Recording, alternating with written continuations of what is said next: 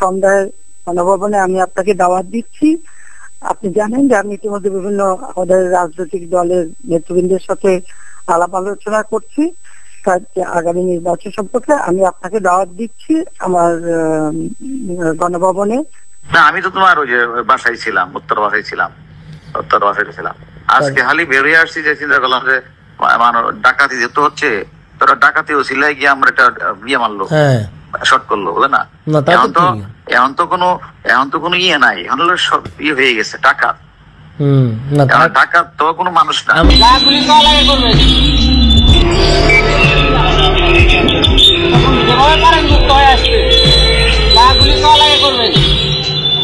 আসসালামু আলাইকুম দর্শক, সবাই কেমন আছেন? আশা করি অনেক অনেক ভালো আছেন। সুপ্রিয় দর্শক শ্রোতা, ঘটনা কিন্তু ঘটে গেছে। স্ক্রিনে শুরু থেকে যে ভিডিও ক্লিপগুলো দেখেছেন, একে একে সবগুলো ভিডিও আপনাদেরকে দেখাবো। দর্শক, আজকের এই ভিডিওগুলো নিয়ে কয়েকটি কথা বলবো আপনাদের সাথে। শুরু থেকে যে ভিডিও ক্লিপটা দেখেছেন, এই ভিডিও ক্লিপটা কিন্তু আমাদের সাবেক প্রধানমন্ত্রী, মাননীয় প্রধানমন্ত্রী শেখ হাসিনার, এবং সাথে আছে আমাদের সাবেক তিনবার মন্ত্রী হয়েছিলেন এবং সেই আমাদের কাঙ্ক্ষিত সেই জননেত্রী খালেদা জিয়া। তো খালেদা জিয়া এবং শেখ হাসিনার একটি ফোন আলাপ ভাইরাল হয়েছে। ইতিমধ্যে সোশ্যাল মিডিয়া তোলপাড় করতেছে এই ফোন রেকর্ড। কি বলেছিল এই ফোন আলাপে, ইতিমধ্যে আপনারা ছোট্ট করে কয়েকটি কথা শুনেছেন। সম্পূর্ণ ভিডিও আপনাদেরকে দেখাবো। দর্শক, আজকের এই ভিডিও দেখার জন্য যারা প্লে করেছেন সবাইকে আমি অনুরোধ করব ধৈর্য সহকারে পুরো ভিডিওটি কন্টিনিউ করবেন। কারণ সাবেক যে আমাদের দুই প্রধানমন্ত্রী ছিল, তারা কি বলেছিল, তারা নির্বাচন নিয়ে কি সংলাপ করেছিল, যেটা আমাদের অজানা ছিল। এবং যখনই 5ই আগস্ট আমাদের মাননীয় প্রধানমন্ত্রী পালিয়ে গেছে এই দেশের থেকে, তখনই কিন্তু এই ফোন রেকর্ডটা ভাইরাল হয়ে গেছে। আমরা চলুন সেই গুরুত্বপূর্ণ ফোন রেকর্ডটি শুনি। অবশ্যই মনোযোগ দিয়ে আজকের এই ফোন রেকর্ডটি শুনবেন, ফোন আলাপটি, তাহলে আপনারা বুঝতে পারবেন যে কি বলেছিল আমাদের এই দুই সরকার প্রধান। আমাদের একজন 3বার সরকার প্রধান হয়েছিল, আর একজন কিন্তু 4বার সরকার প্রধান হয়েছিল। তা চলুন আমরা সেই সাবেক দুই প্রধানমন্ত্রীর ফোন আলাপটি শুনি। দর্শক, ছোট্ট করে একটি রিকোয়েস্ট করব, আপনি যদি আমার চ্যানেলে নতুন বন্ধু হয়ে থাকেন, ভালো লাগলে চ্যানেলটিকে সাবস্ক্রাইব করে রাখবেন, ভিডিওটি লাইক কমেন্ট শেয়ার করে দিবেন। তো চলুন সেই গুরুত্বপূর্ণ ফোন আলাপটি শুনি আমাদের প্রধানমন্ত্রীর। সন্ধ্যায় গণভবনে আমি আপনাকে দাওয়াত দিচ্ছি। আপনি জানেন যে আমি ইতিমধ্যে বিভিন্ন আমাদের রাজনৈতিক দলের নেতৃবৃন্দের সাথে আলাপ আলোচনা করছি। আগামী নির্বাচন সম্পর্কে আমি আপনাকে দাওয়াত দিচ্ছি আমার গণভবনে আসার জন্য। দাওয়াত দিচ্ছি আমার সঙ্গে বসে রাতে একটু খাবার খাবেন। না, আমি খাওয়ার খেতে রাজি আছি, কিন্তু 28 তারিখ আমি যেতে পারবো না, আমাদের হরতাল আছে। 29 তারিখ 6টায় আমার হরতাল করেন। আমি হরতাল প্রত্যাহার করতে পারবো না। আমি অনেকদিন ধরে আপনাদেরকে রিকোয়েস্ট করেছি যে আপনারা আসুন, আলোচনায় আসুন। আলোচনার সময় পর্যন্ত আপনারা শুনেননি, কাজে আমার হরতাল পার হওয়ার পরে আপনি ডেট দিবেন, তখন আমি চিন্তা করতে পারি। 29 তারিখ 6টা পর্যন্ত আমি বেরোতে পারবো না। কিন্তু আপনি তো নিজেই কালকে বলেছেন যে এই সময়ের মধ্যেই আমি বলেছি আলোচনা চলবে, কর্মসূচি চলবে। আমি সেটা বলেছি, আলোচনা চলবে, কর্মসূচি চলবে। আপনারা যদি আন্তরিকতা থেকে আলোচনা করার জন্য আমার যেতে কোনো আপত্তি নেই। আপনি বলেছেন আমি শুধু একা যাব না, আমার সঙ্গে নিশ্চয়ই আরো কেউ থাকবে, সবাইকে নিয়ে আসবে। আপনি যত কিছু নিয়ে আসতে পারেন। না, আমি দল শুধু নিয়ে যেতে চাই না, যাদেরকে প্রয়োজন মনে করবো তাদেরকে নিয়ে যাবো। কিন্তু সেটা হতে হবে 28 তারিখের পরে। 29 তারিখ আমার হবে। অনুরোধ করবো জাতির স্বার্থে জনগণের। না, 28 তারিখে আমি যেতে পারবো না। আজকে প্রত্যাহার করে নেন। না, আমি হরতাল মানুষ করা এই যে আগুন মানুষ আপনারা করে আপনাদের বন্ধ হারাম গান পাউডার দিয়ে ইয়ে চালানো আপনার বলেছে, আপনার ভাই বলেছে যে গান পাউডার দিয়ে বাসে আগুন দেওয়া আপনার নির্দেশ হয়েছে। আমাদের সেসব অভ্যাস নাই, আমাদের সেসব অভ্যাস নাই। মানুষ চালান, মানুষ মারেন, ইয়ে করেন, লগি বোতলে মানুষ মারেন, এগুলো সব রেকর্ডেড এবং আপনার নির্দেশে আপনার মুখ থেকে এই শব্দ বেরিয়েছে। কাজে আপনি এগুলো অস্বীকার করতে পারবেন না। আমি বলছি সেজন্য হরতাল চলবে 29 তারিখ 6টার সময় শেষ হবে। আমি 29 তারিখে আমি জনগণের সাথে আপনি দয়া করে হরতালটা হরতাল দিয়েছি, জনগণের স্বার্থেই আমি হরতাল দিয়েছি, যেহেতু আপনারা কোনো আলোচনায় আসতে রাজি নন, সেজন্য আমাদের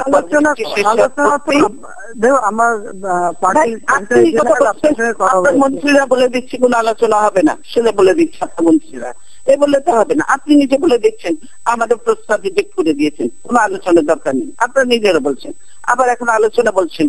তো সেই আলোচনা হতে পারে আমাদের কর্মসূচি শেষ হওয়ার পরে, তার আগে এটা আমি আপনাকে আমি হরতাল প্রত্যাহার আমি বলবো আলোচনা আপনি এই জিনিসটা যদি আর একদিন আগেও নিতেন তাহলে সেই সুযোগটা ছিল, কিন্তু সেটা আপনি করেন। একদিন আগের বিষয় না, আপনি জানেন আমি বিভিন্ন দলের সাথে বসছি, আমি জানি যে আপনার খুব ব্যস্ত মানুষ, সাথে অন্যরা কাজে ব্যস্ত, তো আমরাও নিশ্চয়ই আমাদের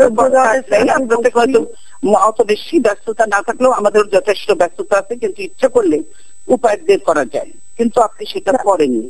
এবং আপনারা পরিচয় দেয় কালকে যে আমাদের যে ইয়ে পারমিশন দিলেন, এত দেরিতে করে দিলেন, কতদিন আগে পারমিশন চেয়েছি, মাইক পর্যন্ত লাগাতে দেন, মানুষটা সে জনসভায় কথা শোনার জন্য, আপনারা মাইক পর্যন্ত লাগাতে দেন, আমাদের মাইক পর্যন্ত লাগাতে দেন, তো মানুষ এসে দাঁড়িয়ে দাঁড়িয়ে কথা শুনতে পারে না।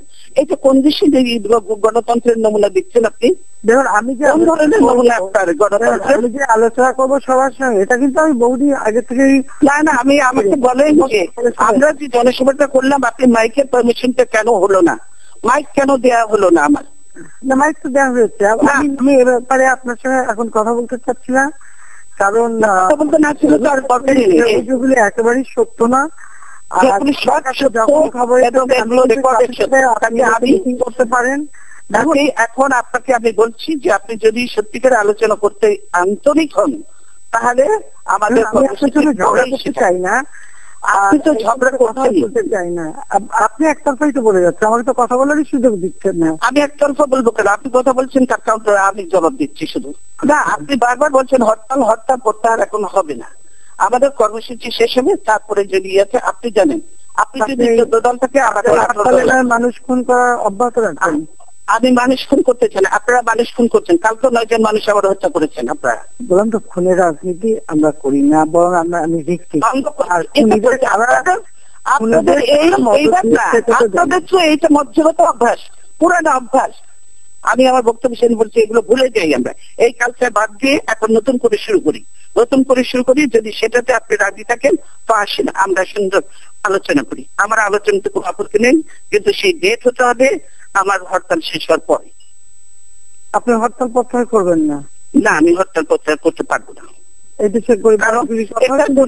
এটা তো আমার ডিসিশন না, এটা 18 দলের ডিসিশন। আমি কি করে একলা করবো? এটা আমি কি করে একলা?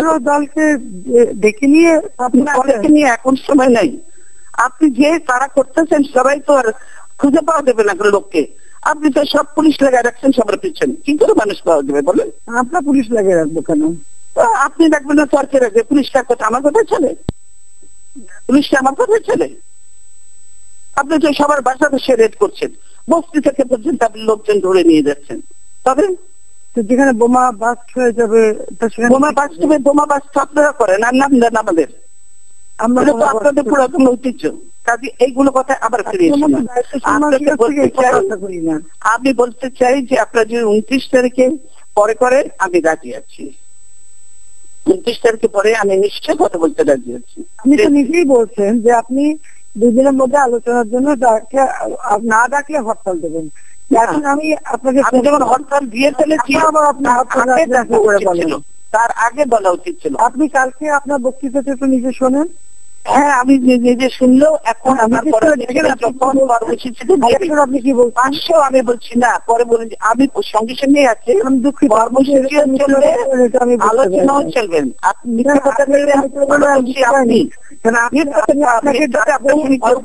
বাংলাদেশের মানুষ অত হিসেব করেই। আপনি যেহেতু বললেন যে 2 দিনের মধ্যে মানে আমি বলেছি সঙ্গে সঙ্গে বলেছি যে কর্মসূচি আগে আপনাকে ফোন করলাম, কথা না হরতাল তো অলরেডি ঘোষণা হয়ে গেছে, এখন এবং আপনার কারণ যে আমার 18 পার্টির সঙ্গে আলোচনা করি, এই পার্টি ঠিক হয়েছে, 18 দলের সঙ্গে বসে এই কর্মসূচি ঠিক হয়েছে। এখানে 18 দল পাবো কোথায় এখন? সম্মানিত ভিউয়ার্স, এতক্ষণে আপনারা যে ফোন আলাপটি শুনেছেন আমাদের সাবেক প্রধানমন্ত্রীদের, আশা করি হয়তো আপনাদের অনেক অনেক ভালো লেগেছে আর অনেক কিছু আপনারা জানতে পেরেছেন। দর্শক, আপনাদের যদি এই ফোন রেকর্ডটি, ফোন আলাপ ভিডিওটি ভালো লেগে থাকে অবশ্যই আপনার মূল্যবান মতামত কমেন্ট বক্সে কমেন্ট করে জানাবেন। দর্শক, আপনি যদি আমার চ্যানেলে নতুন বন্ধু হয়ে থাকেন, ভালো লাগলে চ্যানেলটিকে সাবস্ক্রাইব করে রাখবেন। সুপ্রিয় দর্শক শ্রোতা, এখন আপনাদের সাথে আরো 2টি ভিডিও ক্লিপ শেয়ার করব। সেটা হচ্ছে আমাদের ডিবি হারুন সাহেবের একটি ফোন রেকর্ড ভাইরাল হয়েছে। উনি এখন কোথায় আছে এবং কোথায় অবস্থিত করতেছে, কোথায় কি করতেছে, সম্পূর্ণ তথ্য আজকের এই ভিডিওতে আছে। দর্শক, উনি আমাদের যে সাবেক যে ছাত্র আন্দোলনে যে 6 জন সমন্বয়কে ধরে নিয়ে ডিবি কার্যালয়ে যে উনি ভাত খাওয়াইছিল এবং কার অর্ডারে তারা ধরে নিয়েছিল, সকল তথ্য আজকের এই ভিডিওতে আছে এবং কারা অনুমতি দিছিল, কারা কখন কি বলছিল, ডিবি হারুন কিন্তু আজকের এই ভিডিওতে সব তথ্য ফাঁস করে ফেলছে। তার কিন্তু রিমান্ড লাগবে না, কারণ সে রিমান্ডের আগেই সেই ভিডিও বার্তায় সবকিছু বলে দিছে। দর্শক, এই গুরুত্বপূর্ণ ভিডিওটি অবশ্যই মিস করবেন না। আজকের এই ভিডিওটি দেখার জন্য যারা প্লে করেছেন সবাইকে আমি অনুরোধ করব ধৈর্য সহকারে পুরো ভিডিওটি কন্টিনিউ করবেন, কারণ বিশেষ কিছু তথ্য রয়েছে আজকের এই ফোন রেকর্ড ভিডিওতে। দর্শক, আরো একটি ভিডিও ক্লিপ রয়েছে, সেটা আপনারা ইতিমধ্যে দেখছেন। ছোট্ট একটি ভিডিও ক্লিপের অংশ, সম্পূর্ণ ভিডিও আপনাদেরকে দেখাবো। দর্শক, এখানে বলতেছে যে যত ইচ্ছা গুলি করো, বাংলাদেশকে স্বাধীন করার জন্য, সরকারকে টিকায় রাখার জন্য যত ইচ্ছা গুলি খরচ করো, গুলি ফেরত দেওয়ার দরকার নাই, গুলি যাতে ফেরত না আসে। তো এই যে নেতৃত্ব দিন এবং এই যে অর্ডার সাধারণ জনগণের উপরে বুকে এই ধরনের চালানোর অর্ডার কে দিল? তো চলুন সেই গুরুত্বপূর্ণ ভিডিওটি দেখি। আজকে সকল তথ্য আজকের এই ভিডিওতে আছে। দর্শক, ছোট্ট করে একটি রিকোয়েস্ট করব, আপনি যদি আমার চ্যানেলে নতুন বন্ধু হয়ে থাকেন, ভালো লাগলে চ্যানেলটিকে সাবস্ক্রাইব করে রাখবেন, ভিডিওটি লাইক কমেন্ট শেয়ার করে দেবেন। কে কোথা থেকে দেখতেছেন অবশ্যই কমেন্ট বক্সে কমেন্ট করে জানাবেন। চলুন সেই গুরুত্বপূর্ণ ভিডিওটি দেখে আসি। না, আমি তো তোমার ওই যে বাসায় ছিলাম, উত্তর বাসায় ছিলাম। আজকে খালি বেরিয়ে আসছি যে চিন্তা করলাম যে ডাকাতি যেহেতু হচ্ছে, তোরা ডাকাতি ও সিলাই গিয়ে আমরা একটা বিয়ে মারলো, শর্ট করলো, বুঝলে না? এখন তো কোনো ইয়ে নাই, এখন সব ইয়ে হয়ে গেছে টাকা। আমার এখানে আল্লাহর রহমতে সব আছে, আমি দেশে যাবো কেন? পরে আমার কাছে আপনি সব জানেন, হারুনের সব জানেন, এইগুলো এসে আমাদেরকে বলতে হবে। আমি কইছি ভাই শুনেন, আপনাকে এত চুলকানি থাকলে আপনারা খুঁজে বাইর করেন, আমি এর কিছুই জানি না। না, আপনি এর লগে ঘুরছেন, আপনি এখন পোল্টি মারতে কেন? আপনারা তো এ শেষ করে দিছে, তাহলে আপনি কেন এগুলা ইয়ে করতেছেন? এই যে 5 জন সমন্বয়ক আমি আমার কাছে গেছিলাম, এটা কি আমি নিছি? ভাই কিন্তু একটা কথা কই, সবাই বলতেছে যে এটা আমনি আজকে দেশের পরিস্থিতির জন্য আমনি দেয়, এটা জানেন?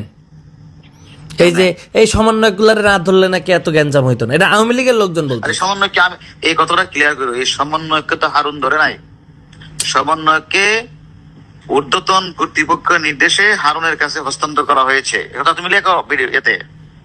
এটা সমন্বয়কে যে আমনার জন্য দেশের অবস্থা দেয়। হ্যাঁ, আমি কি করলাম? ওই যে আমনার জন্য এই দেশে আজকে সমন্বয়করা এই যে আমি না ধরলে এগুলা করতো না, তাই বলতেছে। আরে গাদা, এই সমন্বয়করা তো আমি ধরার সমন্বয়কে আমি ধরলাম, ধরার পরে কি এনে কমিশনার, আইজি, সচিব, প্রধানমন্ত্রী ছিল না? তা তো ছিল, সবাই তো জানতো না? জানতো তো অবশ্যই। তাহলে এই কথাটা আমাকে বলতেছো কেন? আমি বলতেছি, প্রধানমন্ত্রী বলতেছে। না, তুমি গ্যারান্টি লিখে দিও এই সমন্বয়ককে, মানে স্বরাষ্ট্রমন্ত্রী, লেখাগুলি স্বরাষ্ট্রমন্ত্রী, সচিব, আইজি, এসবি চিফ সহ অন্যান্যরা, এবার লিখে দিও অন্যান্যরা সম্মিলিত সিদ্ধান্ত ক্রমে তাদেরকে ডিবির কাছে হস্তান্তর করা হয়েছে সেফটির জন্য। শোনো, আমি হারুন যদি একবার চট দিতাম তো ডিবির হারুন আমাদেরকে পিটাইছে, আমি ওদের সাথে ভালো ব্যবহার করছি, ওদের বাপ মাকে ডেকে না আমার লোক ভাত খাওয়াইছি, ওদের না ভাত খাওয়াইছি, ওদের বাপ মাকে ভাত খাওয়াইছি। অর্থাৎ মানুষ আশ্বস্ত হওয়ার জন্য দেখো এই বীর হারুন কত ভালো বিহেভ করতেছে, এটার জন্য, আর কিছু না। আমার উদ্দেশ্য তো এটা ছিল, যে আদেশটা দিছে আদেশটা পালন করছে। এবং কখনো কি 5 জন একবার বলছে বলো না যে গায়ে হাত দিছে, এটা বলে মারছে করে যাচ্ছে? কখনো কি নুরু বলছে হারুন মারছে? না, এটা প্রশ্নই আসে না। তুমি তো আমার চিনো। কয় কি যে হ্যাঁ আমার টাকা মারছে, আমি এখন এটা লই হেরে আমি এখন ধরমু। আমি যে আপনি ধরেন যান, অসুবিধা নেই। টাকা আমি তার তো দাল্লা বলেন দেখা হয়েছে, কইছি আপনি ধরেন পারলে যান। টাকা নিলে তোমার দিয়ে তাই তোমার কাছে দিছে, তাই না? আমার বালের লোক দেখা হয়েছে, আমার আল্লাহ বেটা আমার কাছে দিছে, আমি তো নিয়ে আপনাকে দিছি। সেটা তো অন্য বিষয়ের কথা, ওর লোক আমার কোনো কথা হয়েছে না, ওর সাথে কথা একটা কথা মনে রাখতো, আমি তো বাংলাদেশে আছি, তাই না? সেদিন গোলাম মোল্লা রনি বলছে না যে হারুনের বাপের ক্ষমতা আছে এই 5টা ছেলেকে নিয়ে আসা। তোমার প্রতি আমার বিনীত অনুরোধ, তুমি তো অনেক জায়গায় কথা বলো, যে কথাগুলি হইলে এগুলি বললো, একটু পয়েন্ট দিও। ঠিক আছে।